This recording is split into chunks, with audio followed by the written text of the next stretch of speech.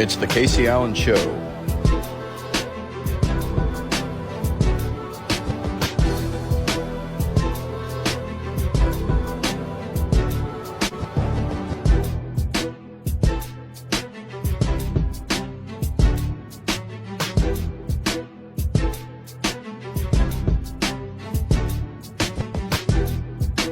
Welcome back to the Kacee Allen Show. Today's guest is Wayne Little. He was on for the 10th episode, and this will be his second appearance. Vietnam veteran, and he's going to talk about the Trump assassination attempt that obviously has left millions and millions of people in questions as to what could have actually happened. So Wayne, thanks for joining me today. No problem. In all of your experience in military and just being on this earth, do you find this individual case to be peculiar or different, or maybe something like is off with it? It's kind of weird that there are police officers and Secret Service men. They're supposed to be well educated in their job. Saw this idiot climbing up the building and basically just said, look at that, somebody's climbing up on the building. They should have at least taken a helicopter. They got cameras in them. They had them in the military. They take pictures. They could blow it up, find out who he is within seconds. They didn't. They just didn't do that. Lucky it wasn't a Navy SEAL because they don't miss. Exactly, and that makes you think like some 20-year-old kid who didn't have any military experience. I mean, Outsmarted the Secret Service and the police force. yeah, it's funny. So someone like that would be able to infiltrate some of the highest levels of security in our country. At the same time, there are hundreds of witnesses on the ground that said that they saw And he's people. dressed like a ninja. He's in black. I mean, if I'm standing in the street and I see a guy climbing up a ladder or whatever it was. I can't say it was a ladder. It looked like one, yeah. And he had an AR-15 over his shoulder. Instantly a light would go off in my head. There's going to be trouble somewhere because he ain't going to shoot birds up there. And then it makes me think maybe he was hired to make it look good. And I know I'm going to catch hell over this, but it could have been paid by Trump himself just to draw the attention. I'm sorry. Well, and obviously, yeah, you are not very favorable of Trump, and again, that's totally fine. Everyone has their own political opinions. When it comes down to this, I don't think it's bipartisan at all. I think this is, whether this happened to Donald Trump, Joe Biden, Robert F. Kennedy, or a libertarian, I think this is a total just takeover of our democracy and our constitutional republic, and we cannot let this happen. It's like it comes down to two things. It's simply that this was a coup on the president. This was some sort of setup by the intelligence agencies, or either our Secret Service is. I mean, it is god-awful. It's abysmal that they would let something like this happen. I mean, that's where it's very questionable, because I saw that there was a video of the shooter, Matthew Colligan was his name. He was in a BlackRock commercial. BlackRock is like one of the largest companies. They're worth like $11 trillion and basically control a lot of what goes on in the world. But he essentially was in one of their commercials, and he appeared like 2 times, and it was just very strange. My name is Brian DeLallo. I teach AP and honors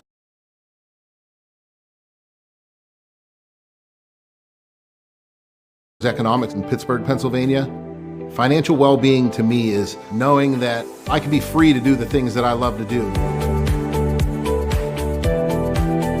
I hope when I retire someday, they say, that guy made this place a special place to come to school and gave as much as he could to help the community.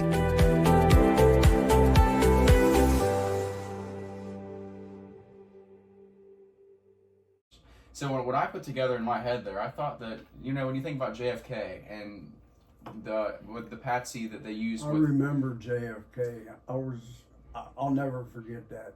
Yeah, and I bet you experienced that. We can cover that one too. But so you think about that though, they hired Lee Harvey Oswald. He was their patsy. He was obviously not the only one involved. Sure he was. But he was he was. Jack Ruby took care of that. Yeah, well, that's what I'm saying. So we know the CIA, they like to hire people to do the jobs to make it look like it wasn't them. So I think this is the same possibility. They use someone like that, they brainwash them, The CIA is it's a fraternity, I think. I admire the work they do as long as it's legal, but the older I get, I find out that there's stuff that they do that just to get us involved with it. And when I say us, the American military. Vietnam was one of them. Operation Popeye, actually, that's something I looked at recently. Yeah. Essentially, like, I believe it was a weather thing. Like they were dropping like some sort of like radiation or some sort of like chemicals in the forest, like, and this is our own government was doing this, like, Sure. testing experiments on our own people. During a pivotal time in the Vietnam War, the United States used state-of-the-art technology in a secret attempt to change the weather. Operation Popeye is believed to be the first time in history that a government tried to manipulate the weather for a military advantage. Well, they did that with Agent Orange. Agent Orange. Yeah, that's notorious. Agent Orange ain't gonna hurt you, it's gonna get bugs off of you. Yeah, it did. The bugs didn't want nothing to do with it. Oh, I'm sure they didn't. And then we find out that all these people get cancer and they develop all these symptoms. I got a couple buddies right now that are dying from it. I lost a friend to it. I Yeah. lost 2 friends to it. Mhm. I just got a little pinhole in my heart. I was lucky. But Well, that's what I'm saying. I mean, everybody knows from the first interview you had an incredible story, and most people don't actually understand what it was like in Vietnam because there's very few of you guys left, and very few of you guys that are brave enough to even tell the story. So, like, what would you say? Because you said you also experienced the JFK assassination, right? You would have been. I was in high school. Oh wow, so high school. So where were you when that happened? I was a junior in high school. I can tell you exactly where I was. I was in math class, and we had a teacher, a Jesuit priest named Father Sudkamp. And he would always come in with his briefcase and drop it on his desk and look around. That particular day, he come in and threw his briefcase. It hit the desk and stayed. He went over and put his head on the desk, and we thought he was sick or something. He raised up and he was crying. He said, "Go home.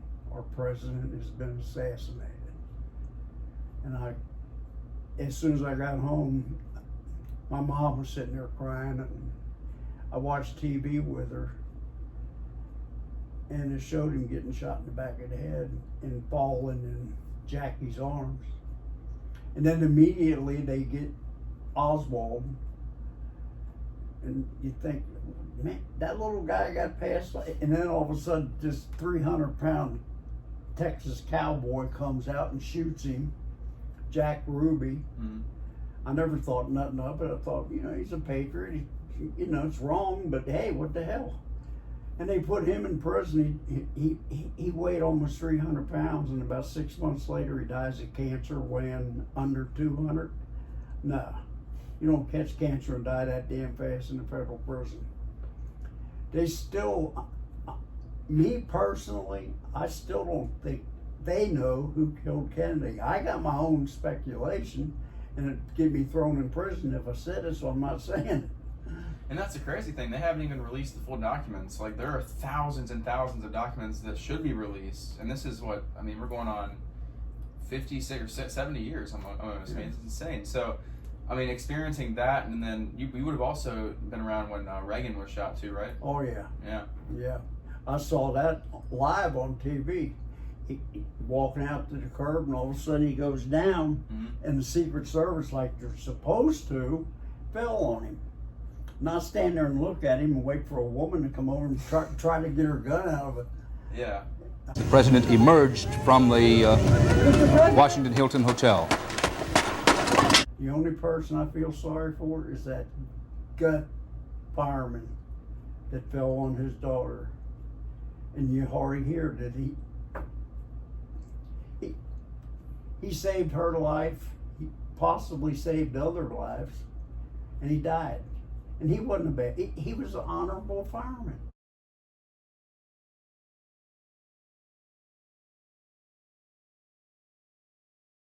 That's what counts.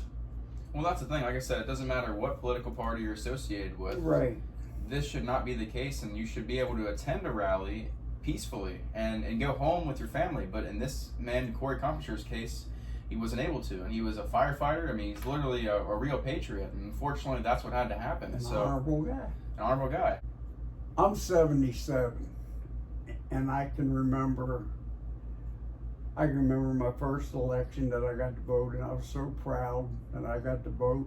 We even got to vote in Vietnam and send the ballots back with no stamp on them. So I guess in this modern age they were illegal. But we did.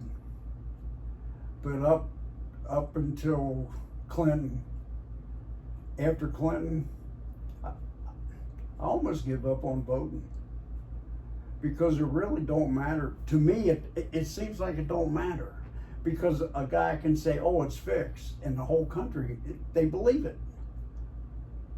Oh, they want to have guards at the election booths watching to see who you vote for. Now, what kind of democracy is that? Well, here's the thing that I actually have an issue with, and I think it's pretty common sense. I mean, only 17 out of 50 states do require you to have a voter ID. So, I think the real interference could be, I'm not saying it was from the previous election, but in the future, illegal aliens voting who aren't even citizens, that is, doesn't matter who they're voting for, that is election interference. I agree with that, but what's wrong with the old days? You show your driver's license. That's an ID. It's got your picture, social security. Why can't you use that? Why do you have to go and get a special,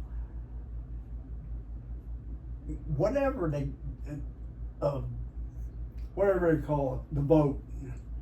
Well, just a voter ID. You just simply need Why do you need that if you got a driver's license? That's what it is. That's essentially what it is. That's all they're. They don't want to use your driver's license because you could have faked it. Well, you can fake the document that they got. Well, it's extremely hard. Well, that's the thing. If you at least have proof of it, that's better than nothing. You know what I'm saying? Right. That's at least a chance, because there's millions of illegals. That's what I'm saying. Let's just say the 7.3 million. I mean, keep in mind, Biden and Trump, this was 80 to 70 million. That could, back or forth, that could easily sway the entire election. I think moving forward, both sides are going to say that the election was stolen. After the 2020, after the 2016, after 2020, I think everyone's so distrusting in our government, and until we find some better solution with those sides, we're not going to have full transparency in elections and election integrity. I mean, I've even seen that on the local levels. We're having trouble with that. Having people to even have faith to go to the voting polls. So it's you could be shot. Exactly. That's the precedent here. I'm slowly losing faith in our. Sometimes I wonder, and it really hurts to say this. Why did I go to Vietnam? Why did we go to Vietnam? What motivated you guys? Was it the draft? But let's just say before the draft, though, was there the events going on? Were you did you feel affinity to go and fight in Vietnam? Were you just we need to protect those people? When I was in school, we never seen a Vietnam on the map. It was Siam, and then all of a sudden it becomes Vietnam, and a small country that it's a beautiful country until all the burning and killing went on. But why were we over there? It was illegal and it was immoral. And there's things that I did that I'm going to have to answer to someday. But I was under orders. And that's what's scary about it. You think about today, people, my generation, they don't want to go and fight in Ukraine. They don't want to go and fight in Israel. They don't even know where it's at, like you said. They have no idea. They have no reason to. Well, the great President Lyndon Baines Johnson made the statement when Congress and Senate were saying, "Hey, we got to bring these guys home." He made the statement, "You bring them home, we got to give them jobs, and they're going to take your Social Security." The great president said that. He used to pick up his beagles by their ears and brag about it. Him and her, that's what they were called. I'm not saying he was a bad president. I'm not a big fan of LBJ. Well, he did a lot of. It's very hard to find good things about him, I would say. And one thing I'll give him credit for, he may have been crooked as hell, but he wasn't. He didn't actually screw the American people like a certain candidate would does. I'm not mentioning no names. Yeah. Well, I mean, that's the thing though. Like, I like bringing up these older stories because, like, when you think about today, like, we are living in history. Like, the history books will be written. What's happening right now? Like, this is arguably one of the most important decades in elections ever. So, it's like, where do you see this going from here? Put aside like what party you're affiliated with. Where do you see like America in the next couple of years? You see good things, bad things? Like, if it keeps on the route that it is now, if it stays on the route, we ain't gonna have 2 parties or 3 parties or anything like that. There's just gonna be one. And if you don't like who they put in, leave the country. Get the hell out or get assassinated. Yeah, it seems like we're very close to that. Putin did it. He did away with elections. He's over there in charge so he dies. He made a law. Well, he does run for election, but he happens to win every time, so. Right, and if you run against him, you mysteriously die. Yeah, I mean, that's what I mean. In Russia, they've been doing that since Stalin. Yeah. They've literally, you name the man, I'll name the crime. Like, they will kill their political opponents. Right. And that's what I'm saying. We are very close to that communist regime in America, if we're not already there. We're one step away. Yeah, it's really that close. So yeah, like I said, Wayne, appreciate you coming on. This is an extremely extraordinary time in our history, and we'll have to see how this plays out. And yeah, we'll have to do an interview when we see, how this transcends and if this gets any crazier. But yeah, thanks for coming on the show.